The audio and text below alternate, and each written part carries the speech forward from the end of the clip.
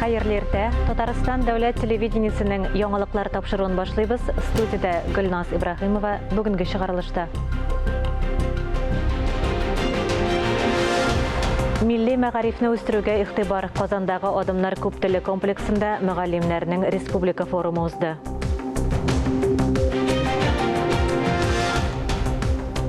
Икмәк булса, җырда була. Алексеевск районы игенчеләре уракта сынатмый. Республиканың әйдәп баручы заводларына белгечләр җитешми, эшче династияләрен ничек яңартырга?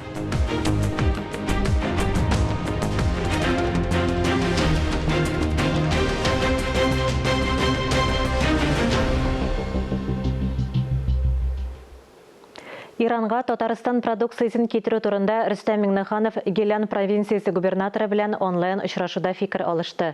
Каспий диңгезе буенча логистика маршрутларын үстерергә җыеналар.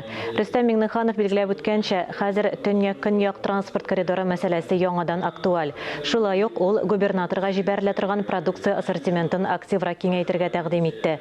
Президент делегацияне август ахырында ислам дәүләтләренең яшьләр саммитына чакырды. Казанда балалар ялы өчен яңа парк барлыкка килә. Республика президенты Җиңү паркында күчмә киңәшмә уздырды. Нәкъ Нәбиредә яңа үзәк ачылырга тиеш. Мәйданы Кырлай паркыннан 2 тапкыр күбрәк. Рөстәм Миңнеханов җирлектән геодезиясын өйрәнергә, халык фикере белән проект эшләргә, җәмәгать тыңлауларын үткәрергә кушты. Президент Казан гаилә үзәге янындагы мәйданчыкны үзгәртү буенча да күрсәтмә бирде. Аны тагын да уңайлырак итәргә, газон эскәмияләрен яңартырга, Кремльгә дамба буйлап турыдан-туры чыгуны оештырырга кирәк. Биредә шулай ук шәһәр бәйрәмнәрен үткәрү өчен даими сәхнә барлыкка килергә тиеш. Бүген иртәдән игенчеләр кабат кырларга чыкты. Урак кызганнан кыза. Республика буенча һәр гектардан уртача 40 центнерга якын ашлык җыела. Алексеевск районы игенчеләре дә быел мул уңыш үстерде. Үстерелгән ашлыкны түкми-чәчмә җыеп алу өчен бар көчләрен куялар. Мәдәният йортларының агитбригадлары да үзләренең чыгышлары белән игенчеләрне рухландырып, көч-куәт өстәп тора. Алексеевский районы республиканың географик үзәгендә урнашкан. 86 мең гектар мәйданда 109 комбайн эшли. Уракның иң кызу мәле. Бункерлар бөртек белән тиз тула. Машиналар да шунда ук килеп җитә. Зур холдинг филиалы Северный Алексеевский хуҗалыгында гектардан 40 центнерга якын уңыш чыга. Бөртекнең думлык дәрәҗәсен даими тикшереп торалар. Бөртек өлгергән кырларда суктыруга керешәләр. У нас в основном прямое комбайнирование. Без әлегә бөртекне турдан-туры суктырабыз. Бөртек һәм күп юллык үлән ырыкларын аерым урап суктырырга җыенабыз. Бөртек шунда ук киптереп иши тартыла. Игенчеләр быелгы муллыкка сөенеп бетә алмый. Больше, да, намного побольше. В прошлом году засуха была, нынче дожди, 38 центнеров идет с гектара. Сейчас качественно убрать, вовремя все, чтобы дождей опять не было, чтобы все было отлично и техника не ломалась. Безнең 86 мең гектарда уборочный площадьлар бар. Шуның бүгенге секендә 42% алынган дип уйлыйбыз, дибез 42%. Ездә 9 комбайнер эшли. Һәрбер агрофирмада, хозяйстволарда безнең комбайннар бик тизегрәк эшләп киләләр. Погодалар бик әйбәт. Халык кешеләргә бүген иген өлгерде. Хәзер азимый культураларны алабыз. Ана уже бер хуҗалык бүген 20 комбайн белән борчак суктырга керештеләр. Шулай әкрен генә азимый клинны бетереп, аннары яровойларга күчеп, исән-сау гына эшләргәсен. Уракта районның иҗат коллективларында тик ятмый. Игенчеләрнең кыска гына төшке аш вакытында яннарына барып концерт куялар. Русская песня һәм дуслык ансамбльләре төрле телләрдә үзләренең иң яхшы җырларын, биюләрен тәкъдим итәләр.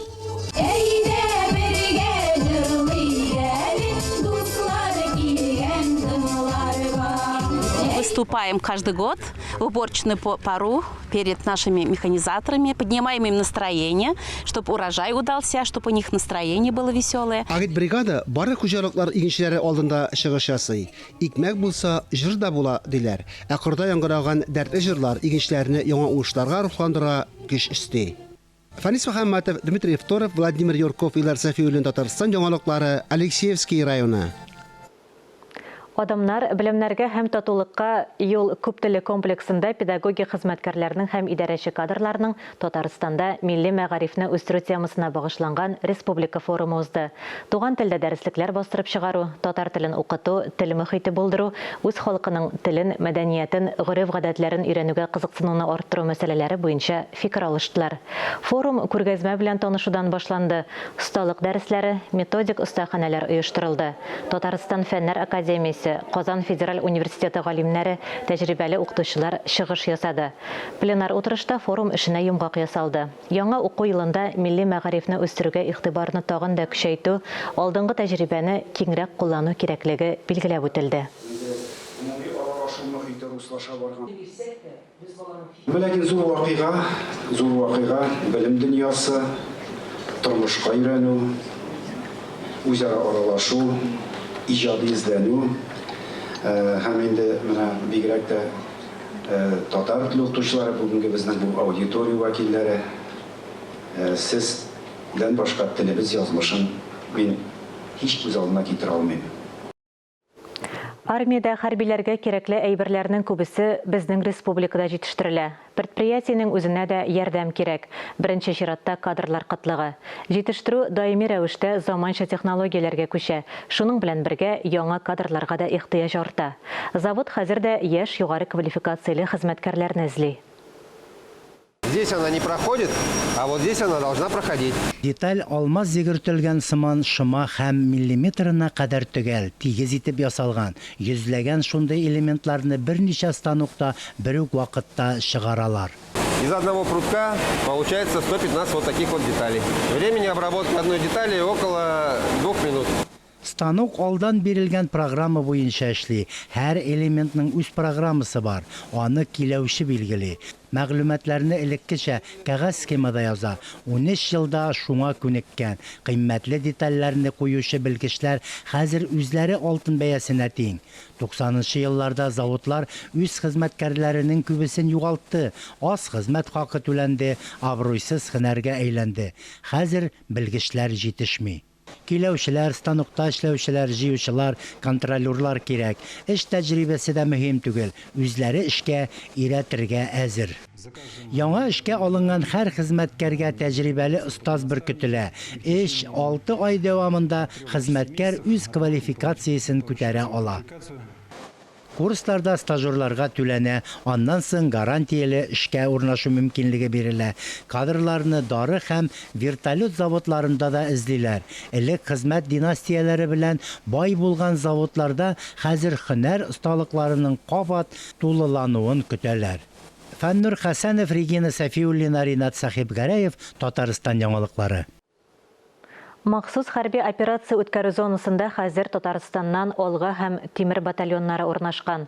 Ураган реактив системасы хәрбиләре арасында да республикабыз вәкилләре бар. Ураган реактив системасы үз исемен тулысынча аклый. Югары технологияләргә корылган система ышанычлы корал булып санала. Ул көчле, нәтиҗәле, маневрлы һәм каршы торучы гаскәрләргә зур зыян китерә. Залпом 333. Россия оборона министрлыгының үзәк хәрби округы хәрби техникасы әнә шулай эшли. Старт позицияләренә килеп җитеп, ата башлауга кадәр ни бары 2 минут вакыт уза. 220 мм реактив снарядлар төгәл аша. Система пилотсыз идарә ителә, үзе күзәтә, зәтмәләр кертә. 2 эш атналык көндәшнең җаваплы утының нәтиҗәлелеге бик тыгыз булды. Ягъни старт позициясеннән залп алган очракта 7-8 минут эчендә җавап һөҗүме килеп җитә иде. Хәзер без системалар ярдәмендә күп кенә радиолокацион станцияләрне, каршы хәрбиләрнең төрле батареяләрен гаҗәпкә калдырдык. Каршы яктан җавап утының интенсивлыгы бик күп тапкырга кимәде. Үзәк хәрби округ хәрби хезмәткәрләре арасында сугыш хәрәкәтләре зонасында Татарстан вәкилләре дә күп. Тимер һәм Алга батальоннары урнашкан. Алар ирекле контракт буенча хезмәт итүче хәрбиләр һәм офицерлар. Алар якташларны минәчелеккә каршы бер сафта көрәшергә инде. Друзья, собратья, татарстанцы, бок о бок воюю с нашими земляками. Дуслар, тугандашлар, татарстанлылар, безнең илдә сугыш булмасын өчен каршы як территориясендә көрәшәләр. Кадерле дуслар, идә мич башында ятмаска чакырам. Сугышны болай гына җиңеп булмый. Сезне бирегә, дуслар, без булдырабыз дип чакырам. Оларны якыннары, дуслары республика хуплай. Шул исәптән матди яктан да Татарстан президентының бер тапкыр бирелә торган түләүне 260 мең сумнан 360 мең сумга кадәр арттыру турындагы указы үз көченә керде. Татарстанның барлык контракт белән хезмәт итүчеләре кирәкле җайланмалар белән дә тәэмин ителгән. Фарис Мөхәммәтов, Инна Данилова, Татарстан яңалыклары. Эфирда яңалыклар программасы дәвам итәбез. Кыры эссе көннәр урманнарда янгыннар чыгу куркынычын арттырды. Урманнарга кирү, учак ягу катгый тыела. Белгечләр көн сайын урманнарны җирдән дә, һавадан да күзәтеп, контрольдә тота. Введено ограничение пребывания граждан лесов. Урман массивларында һавадан кисәтүләр ешаңгырап тора. Самолет бортында республиканың урман янгыннары үзәге экипажы басуларда, урманнарда термик урыннарны ачыклыйлар. Авиапатрулирование позволяет Һавадан бөтен республика күзәтелә. Татарстанның барлык ерак урыннарына барып җитәбез. Хәвефле урыннарны җир исә хезмәтләре һәр вакытта оператив рәвештә ачыклый алмый. Без санаулы секунд эчендә төгәл янгын урыннарын билгелибез, мәгълүматны җир исә хезмәтләренә тапшырабыз. Хәзер Татарстанда янгын куркынычы югары 4-нче дәрәҗәдә. Узган ел республикада 19 урман янгыны теркәлгән. Быел бәхеткә бер очракта юк. Урманчылар, Гадәттән тыш хәлләр министрлыгы белгечләре әзерлек эшләре үткәргән. Минерализованная полоса. Урман чикләрендә саклану полосалары, ясалма киртәләр булдырыла. Алар механикаштырылган ысул белән салына. Бу урман янгыны башка участокка күчмәсен, тәмәке төпчеген тиешсез урынга ташлап калдырган ваемсыз машина үтүчеләрдән саклану өчен дә эшләнә. Табигатьтәге янгыннарның 90% кешеләргә бәйле. Белгечләр рейдларга чыгып, урманда үз-үзеңне тоту кагыйдәләрен аңлата. До этого Административ штрафлар артты. Санитар һәм янгынга каршы кагыйдәләрне бозган өчен элек хокук бозучыларга 3000 сум түләргә туры килсә, хәзер бу сумма 15-тән 20 мең сумга кадәр, юридик затларга 400 мең сум. Кагыйдәләрне бозучыларны җинаять җавап алуына да җәлеп итәргә мөмкиннәр. Республикада янгын куркынычы янаган вакыт әлегә 20 августка кадәр гамәлдә. Эсселек төшми, бу айда явым төшем 1 мм-дан да кимрәк булды. Индекс Нестерова, которым принято... Нестеров индексы бәяләмәсе буенча янгын куркынычы бик югары дәрәҗәдә саклана. Көннәр һаман эссе тора, явым төшем күзәтелми. Киләсе көннәрдә дә шулай дәвам итсә, янгын чыгу куркынычы гадәттән тыш булырга мөмкин. Бу атнада һава температурасы 30 градуска кадәр менде. Шуңа күрә белгечләр урманнарны катгый контрольдә тота. Рейдларга чыгалар, кешеләрне урманнарга кереп, учак якмаска сак булырга өндиләр. Фарис Мөхәммәтов, Фируза Насирова, Владимир Юрков, Ильнар Хәбибуллин, Татарстан яңалыклары. Питрәч районында бакча участоклары тоткан кешеләр чебеннәрнең артык күп булуыннан интегә. Чебеннәр һөҗүменнән хәтта сыналган чаралар белән дә котылып булмый. Бөҗәкләр ни өчен шул кадәр күп үрчегән, алардан ничек котылырга, әлеге сорауларга хәбәрчебез җавап эзләде. Запах с поля пошел, такой соответствующий, значит, завтра жди гостей. Биредә кунакларны күп санлы чебеннәр каршылый. Медик бер бакчачылык ширкәтендәге участокларны һәм йортларны санаулы секундлар эчендә бөҗәкләр тутыра. Саклану чаралары, аэрозольләр, сеткалар һәм ябыштыргыч тасмалар да чебеннәрне бетерергә ярдәм итми. Чебеннәр белән биредә беренче ел гына көрәшмиләр. Моның сәбәбен җирле кыш калдыкларыннан күрәләр. Янәшәдә кышчылык фабрикасы бар. Тирестә бөҗәкләр тиз үрчи. Кыш тизәкләрен калдыкларны безнең янәшәдәге кырга китереп түгәләр. Монда аларга үрчү өчен уңай мохит. Моңа гаҗәпләнәсе юк. Якын тирәдә ферма булса, чебеннәр тиз үрчи, якындагы кырылмаларга таба очалар. Бу төр чебеннәр кеше өчен турыдан-туры куркыныч тудырмый, әмма бөҗәкләр куркыныч җирләрне таратырга мөмкин. Шуңа күрә азык-төлекне һәм кулларны юып йөрергә кирәк. Бөҗәкләрнең активлыгы салкыннар башлану белән кими. Мөршидә Җихан, Диана Дасаева, Владимир Юрков, Татарстан яңалыклары. Россия командасы киберспорт дөньясының дәрәҗәле ярышында җиңү яулады. Бүләккә $200 мең бирелде. Аларның остазы Казаннан. Хәзер барысының да бу уеннар һәм аның ставкалары белән кызыксынулары арткан.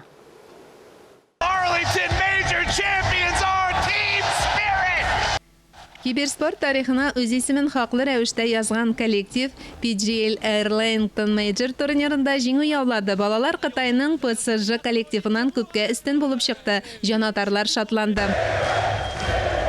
Мондый шатлыкны аңлатуы җиңел. Җанатарлар һәм гади уенчылар бу ике коллективның каршы торуын күптән күзәтәләр. Ул узган дөнья чемпионаты финалында The International 2021-дә башланды. Ул вакытта тәҗрибәле тренерлар шул исәптән Казанлы Айрат Газиев җитәкчелегендә Россия һәм Украинаның 3 киберспортчысы PSG роботларын отты. Моңа кадәр алар җиңелмәде. Ул чакта күпләр бу ишракта егетләргә бәхет елмайды дигән иде. Кабат җиңү аларга тиңнәр юклыгын раслады. Мондый триумф артында 10-12 сәгатьлек күнегүләр тора. Команда уйнарга тиеш. Шулай ук балаларның коллективта психологлары да, медиклары да бар. Балалар, барыгызга да бик зур рәхмәт ярдәмегез өчен. Барлык җанатарларга да рәхмәт. Безнең өчен борчылып, теләктәшлек белдерүегезне гел тоеп, сизеп тордык. Бу уртак җиңү дип саныйм мин. Егетләр өчен тиздән тагын бер кат җанатарга туры килә. Бу көздә октябрь башында алар The International 2022 дөнья чемпионатында катнашырга җыена. Җанатарларның кабат ярдәме кирәк була. Мөршидә Җихан, Булат Шакиев, Татарстан яңалыклары. Үз халкын әйдәп, алга баручы затлар була. Сергей Чавайн Мари әдәбиятына нигез салучы, милләткә юл күрсәтүче. Ни кызганыч, милләтенә, халкына хезмәт итеп, репрессия корбаны була. Яшәгәнди бу чак җирдә алып атлы зур кешеләр, таудан биек гәүдәлеләр, ис китәрлек бик көчлеләр. Үз халкының киләчәге өчен фидакар хезмәт иткән, хәтта гомерләре белән түләгән затлар шактый. Мари халкының бөек шәхесе, Мари әдәбиятына нигез салучы шагыйрь, язучы, драматург, киң кырлы талант Сергей Чавайн. Ул Габдулла Тукай белән аралашкан, очрашкан дигән өмет тә күңелне ымсындырып тора. Ни кызганыч, Чавайнның репрессия корбаны дигән афәтле исеме аның иҗатын, эшләгән эшләрен юкка чыгарган. Шулай да галимнәребез тарих җипләре аша Чавайн шәхесе иҗатын тагын да ачар, тирәнрәк өйрәнер әле. Ә бүгенгә Сергей Чавайнның фаҗигале тормышын, иҗатын галимнәр белән бергәләп барлык. 1937 елның бик матур яз көне Мәскәүдән поезд кайта. Анда ашкынып, шатланып, канатланып кайтучы бер кеше бар. Сергей Чавайн. Ниһаять поезд Казанга килеп туктый. Ул поезддан төшә һәм аны ике яктан култыклап алалар. Син ирегеннән мәхрүм ителәсең диләр.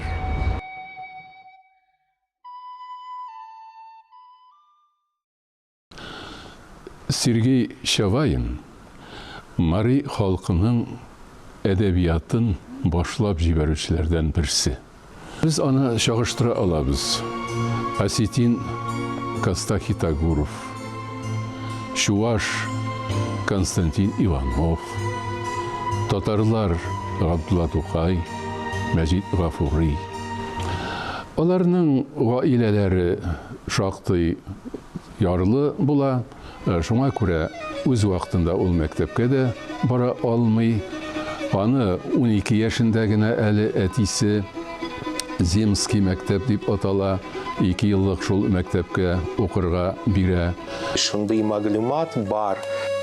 Чавайның йортына авылдашлар атнага бер тапкыр җыелышкан, анисенең хикәяләрен тыңлар иштәр өчен. Аны әтисе 14 яшендә 1904 елны Казанга алып килә. Чөнки ул вакытта ул туган Какшай өязе Казан губернасына керә. Казан алар өчендә баш кала. 1905 елның 5 декабрендә аны Мари филологлары, әдәбиятчылары шулай дип әйтәләр. Мари телендә беренче язма шигырь яза. Ул ото, аларча, русча роща, татарча куаклык дип атала. Иктамак ото улы мәмләмне алышты. Шуга туды ото Кугуер сэрышт. Он очень скучал по родной деревне. Вот так родилось его стихотворение, посвященное роще. Это образ родины Марийского края.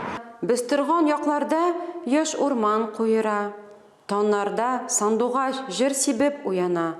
Аның Казанда оқыған еллары илебездә революция күтәрелеше еллары. 5-7 елгы революция.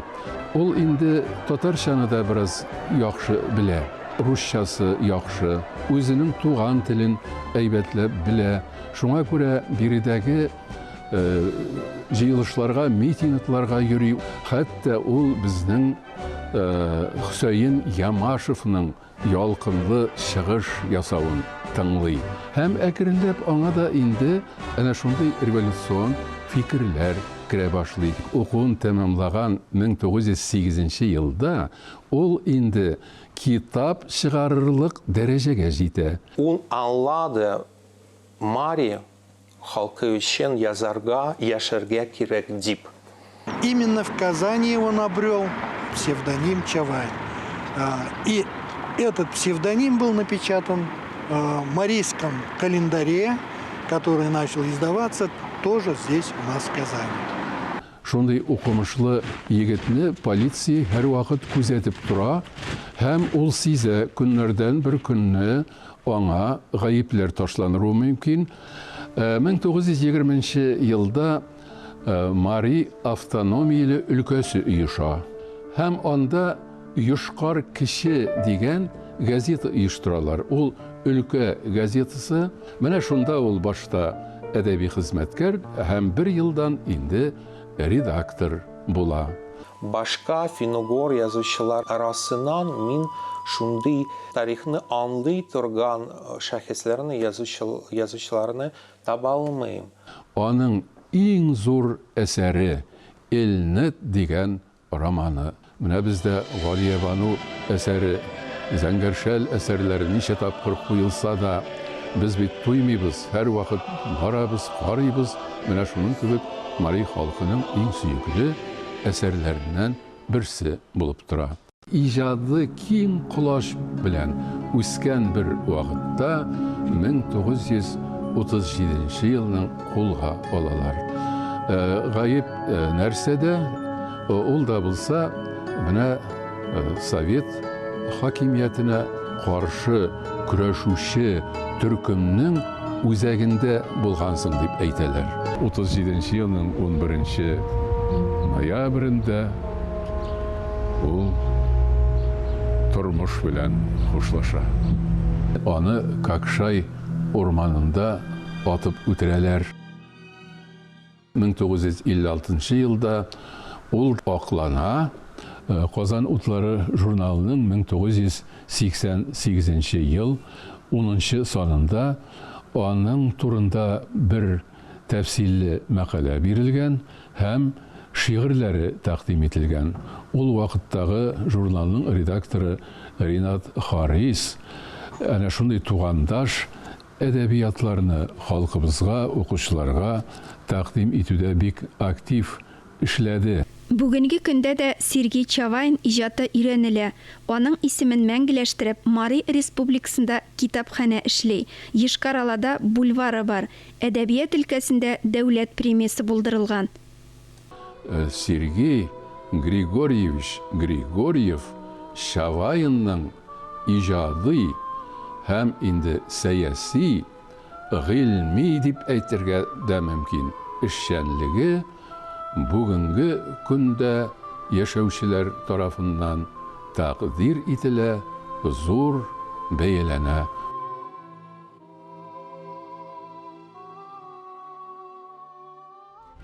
Әлеге сәгатькә шулар иде. Берничә минуттан эфирыбызны хәерле көн Татарстан тапшыруы дәвам итә.